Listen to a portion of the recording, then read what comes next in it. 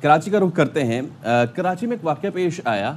ویسے تو کراچی میں روزانہ ایسے واقعات پیش آتے ہیں کہ کون سا واقعہ پیش نہیں آتا یہاں پہ، تو چلیں جو واقعہ آئے وہ بھی آپ کو بتا دیتے ہیں۔ درخشہ تھانہ ہے اور یہاں پہ ایک ملزم تھا لیکن وہ ہلاک ہو گیا۔ اب اس کا پوسٹ مارٹم ہوا اور پوسٹ مارٹم میں بتایا گیا کہ اس کی موت طبعی نہیں ہے بلکہ تشدد کے باعث ہوئی ہے، اور یہ کوئی اور نہیں، پولیس سرجن کہہ رہا ہے۔ پولیس سرجن نے بتایا کہ موئز کے جسم پر تشدد کے کئی نشانات پائے گئے ہیں اور سیمپلز وغیرہ بھی لے لیے گئے ہیں اور لاش کا ڈی این اے بھی کرایا جائے گا۔ تو یہ تمام تر صورتحال پیدا ہوئی ہے کراچی میں، اور لاک اپ میں جو ہے اس شخص کی جو ہے ہلاکت ہوئی ہے۔ یہ ایک بڑا ظاہر ہے، ایک ایسا میٹر ہوتا ہے جس کی انویسٹیگیشن پھر پولیس ہی کے اندر ہوتی ہے، اور جب پولیس سرجن اس طرح کی رپورٹ تیار کریں تو پھر معاملہ مزید سنگین ہو جاتا ہے۔ اب یہ کافی دنوں سے ہم دیکھ رہے ہیں اس طرح کے جب واقعات ہوتے ہیں اس پر فوری ایکشن بھی ہوتا ہے، لیکن کوئی خاطر خواہ نتائج اور رپورٹ سامنے نہیں آتی ہے۔ اب یہ ملزم کون تھا، اس کی کیا بیک گراؤنڈ تھا، اس پر کیا انویسٹیگیشن ہو رہی تھی، یہ بہت سارے سوالات اس حوالے سے سارے لنک کرتے ہیں۔ تو کراچی میں لاک اپ میں ملزم کی ہلاکت کے حوالے سے لیٹسٹ اپڈیٹس کیا ہیں، اس پر بات کر لیتے ہیں۔ ہمارے نمائندے نذیر شاہ ہمارے ساتھ ہیں۔ نذیر، بتائیے گا، پولیس سرجن کی رپورٹ بتا رہی ہے کہ جسم پر تشدد کے نشانات ہیں، اب کیا یہ تشدد اس کی موت کی وجہ بنا، یہ رپورٹ کیا یہ بھی بتا رہی ہے؟ کیا اس حوالے سے ڈیٹیلز ہیں آپ کے پاس؟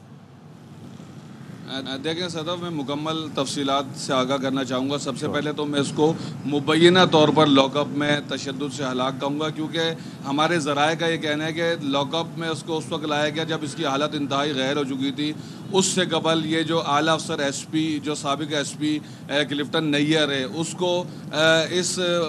جو ہلاک ملزم ہے اس کو یہ اپنے ہمراہ نامعلوم مقام پر لے گیا تھا، اور کسی کے کہنے پر اس کو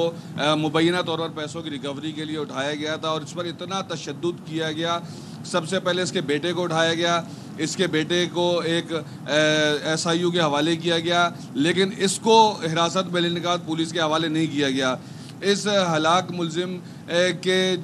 خلاف جو ہے چیٹنگ اور فراڈ کی تو کئی ایف آئی آر درج ہیں، لیکن اب جو ان کے اوپر کارروائی کی جا رہی تھی وہ بھتہ خوری کے تحت کی جا رہی تھی۔ ہونا یہ چاہیے تھا کہ اس کو حراست میں لینے کے بعد متعلقہ شعبہ تفتیش کے حوالے کیا جاتا، اور بتایا جا رہا ہے کہ اس کی جب حالت انتہائی خراب ہوئی تشدد سے، تو اس کو جب تھانے لے جایا گیا اور تفتیش کے حوالے کرنے کی کوشش کی گئی، تو شعبہ تفتیش نے اس کی حالت دیکھتے ہی منع کر دیا کہ اس کو ہم نہیں لے سکتے، یہ تو مر جائے گا۔ اور ہوا بھی یہی کہ جب اس کی حالت خراب ہوئی تو مبینہ طور پر ایس پی صاحب اپنی گاڑی میں اس کو جناح اسپتال لے کر بھاگے، لیکن جناح اسپتال کا وہ پرچہ بھی ہمارے پاس موجود ہے جس میں لکھا ہوا ہے کہ ہی از براڈ ڈیڈ، تو اس کو مردہ حالت میں اسپتال لے جایا گیا، جہاں پر جب پولیس نے کاغذوں سے چھیڑ چھاڑ کی کوشش کی تو Karachi police surgeon doctor Sumaiya کی جانب سے سختی سے کہہ دیا گیا کہ یہ کیس اس کو بالکل لیگل طریقے سے دیکھا جائے گا اور کوئی اس میں کسی کو رعایت نہیں دی جائے گی، اور مجسٹریٹ کی نگرانی میں اس کا پوسٹ مارٹم کیا جائے گا۔ ہماری اعلیٰ پولیس ذرائع سے بات ہوئی ہے، ذرائع کا یہ بھی کہنا ہے کہ جو متوفی ہے موئز نسیم، یہ نفسیاتی مرض میں بھی مبتلا تھا، 6 سال تک یہ نفسیاتی اسپتال میں بھی رہا، اور اس کے اوپر جو گزشتہ روز جو ابتدائی پوسٹ مارٹم کیا گیا بتایا گیا ہے کہ اس کے اوپر جو بدترین تشدد کیا گیا، کئی جگہوں پہ اس پہ ملٹیپل انجریز ہیں اس کے جسم پر۔ یہ سمیہ جو doctor Sumaiya M L O Karachi police surgeon ہیں، ان کی رپورٹ ہے، ان سے میری خود بات ہوئی تھی، اور اس سے قبل بھی ان تھانوں میں جو کراچی کے یہ 2 تھانے جیسے درخشاں اور ساحل، یہ ایسی جگہ پر قائم ہے جو ایک پوش علاقہ ہے، دونوں ایک ہی عمارت میں قائم ہیں۔ ایسے جو درخشاں اور ہیڈ کوارٹر درخشاں کو اس واقعے کے فوری بعد گرفتار کر کے لاک اپ کر دیا گیا، جبکہ ایس پی کلفٹن کو عہدے سے ہٹا کر کے پی او کلوز کر دیا گیا۔ اس کے علاوہ یہ بھی بتایا جا رہا ہے کہ جو تحقیقاتی ٹیم جو D I G west Irfan Baloch کی سربراہی میں بنائی گئی ہے، اس کی جانب سے کل پہلا وزٹ کیا گیا ہے۔ اس نے تمام جتنے تھانے کے اہلکار اور افسران تھے ان سے بیانات بھی لیے ہیں، اس میں ایس ایچ او ساحل کو بھی شامل تفتیش کیا جا سکتا ہے۔ آپ نے تھوڑا سا بیک گراؤنڈر بتایا ہے کہ پیسے کی ریکوری کے حوالے سے اس شخص کو اٹھایا گیا تھا، تھوڑا سا اگر اور ہمیں بتائیں کہ کیا معاملہ ہے، اس نے کسی سے قرض لیا تھا یا پھر کوئی اور یہ چیز ہے؟ ایک تو چیز یہ، اور دوسری چیز یہ کہ اس کو اپنے ساتھ دوبارہ بتائیے گا، اپنے ساتھ تھانہ لانے سے پہلے کون لے کے گیا تھا، اور انویسٹیگیشن کا یہ کون سا طریقہ ہے؟ ابھی تو آبویسلی ساری چیزیں الیجڈ ہیں، لیکن اس کا ایک پہلو یہ بھی ہے نا کہ اس کو پہلے باہر غالباً یہ چیزیں ہوئی ہیں، انویسٹیگیشن کا یہ کون سا طریقہ ہے کہ آپ باہر جو ہے وہ اس طریقے سے تمام تر کریں چیزیں اور اس کے بعد لا کے لاک اپ میں کر دیں اور پھر آگے معاملات بڑھائیں؟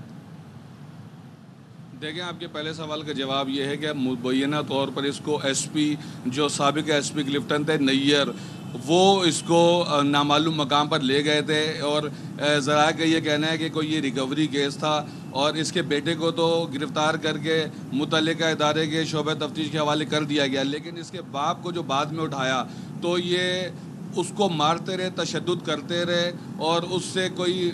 جو رقم وصولی کی کوشش کی جاتی رہی، اور اس کے بعد جب اس کی حالت غیر ہوئی ہے، کیونکہ ایک ایج فیکٹر ہوتا ہے کہ کوئی مار برداشت کر سکتا ہے، کوئی نہیں کر سکتا۔ اور آپ کے دوسرے سوال کا جواب یہ ہے کہ ہمارے ہاں شعبہ تفتیش کا یہی طریقہ ہے، 3rd ڈگری دی جاتی ہے، اور اس میں جب ملزم مر جاتا ہے تو آخری حربہ یہ استعمال کیا جاتا ہے کہ اسے دل کا دورہ پڑا تھا۔ آپ سینٹرل جیل دیکھیں، سکھر جیل دیکھیں یا کراچی کی جتنی بھی جیلیں دیکھیں، آپ کو وہاں سے جتنے بھی قیدی مرتے ہیں، اگر کوئی خودکشی والا ہو تو وہ الگ بات ہے، ورنہ یہ کہا جاتا ہے کہ جیل میں قیدی کو دل کا دورہ پڑ گیا۔ دل کا دورہ ایک ہٹے کٹے شخص کو کیسے پڑ سکتا ہے، اس کی ایک علامات ہوتی ہیں، کن کن مرض میں مبتلا ہوتا ہے۔ اسی چیز کے لیے پوسٹ مارٹم میں ڈاکٹر سمیہ کا کہنا ہے کہ اس کے جسم کے اجزاء نمونے لے لیے گئے ہیں، ڈی این اے حاصل کر لیا گیا ہے۔ ابتدائی پوسٹ مارٹم میں یہ چیز واضح ہو چکی ہے کہ یہ موت غیر طبعی تھی، اور اس کو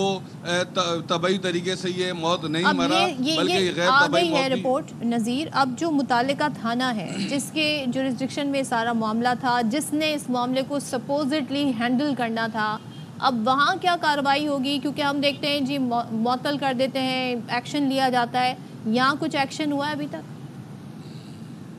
دیکھیں، کوئی ایکشن نہیں ہوا۔ ایس ایچ او درخشاں اور ہیڈ مرر درخشاں کو اگر گرفتار کر کے لاک اپ کیا تو ایس ایچ او ساحل کو بھی گرفتار کیا جانا چاہیے تھا۔ اس کے علاوہ اس پورے کیس میں ایس پی جو نیئر ہے اس کو بچانے کی کوششیں بھی کی جا رہی ہیں، کیونکہ ایس پی ایک اعلیٰ رینک ہوتا ہے، ایک اعلیٰ افسر ہوتا ہے، اور ان کو ابھی گزشتہ ماہ پروموشن کے بعد ہی ایس پی کلفٹن تعینات کیا گیا تھا۔ اس سے پہلے ایس پی عزیر تھے جن کو ایس پی گلشن تعینات کیا گیا تھا، اور جیسے ہی 2 روز قبل ان کو عہدے سے ہٹایا گیا تو واپس ایس پی عزیر کو ایس پی کلفٹن لگا دیا گیا ہے۔ اب ایک جانب تحقیقات کا عمل جاری ہے تو دوسری جانب کئی ہمارے ذرائع کا کہنا ہے کہ بااثر بارسوخ جو لوگ ہیں ان کی جانب سے اس تفتیش پر اثر انداز ہونے کی کوشش ہو رہی ہے، اور دیکھنا یہ کہ ٹھیک ہے نذیر، بہت شکریہ، آپ اپڈیٹ کر رہے تھے۔